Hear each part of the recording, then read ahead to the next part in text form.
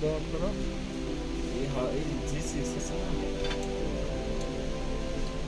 G6 G5 G6 এর লাগবে না। আমাকে যে ল্যাপটপটি দেখতে পেলেন সেই ল্যাপটপটির প্রবলেম হচ্ছে এরকম, নো ডিসপ্লে। ইউএসবি কিবোর্ডের ডিসপ্লে আসে, ক্যাপস লক জ্বলে, দ্যাট মিন্স ইউএসবি কিবোর্ডের ডিসপ্লে আসে, কিন্তু এলসিডিতে ডিসপ্লে আসে না। এই প্রবলেমটা সলভ করার জন্য আমরা প্রথমে ডায়াগ্রাম বের করি এবং বুট ভিউয়ারের সাহায্যে আমরা কিছু কিছু জিনিস আমরা চেক করে দেখি। দেখার পরে দেখা গেল কি আমরা সবই ঠিক ছিল। এর মধ্যে ইডিপি এইচপিডি হট প্লাগ ডিটেক্ট এই সিগন্যালটা দেখে আমরা চিন্তা করলাম হয়তোবা বায়াস রাইট করলে প্রবলেমের সলিউশন হয়ে যেতে পারে।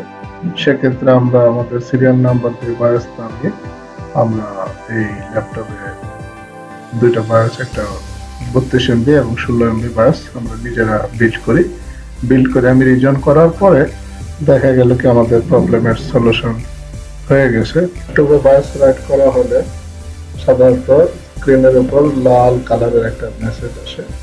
এই মেসেজটার জন্য আপনাকে feature byte, build ID, serial number, SQ number, product name দিতে হবে।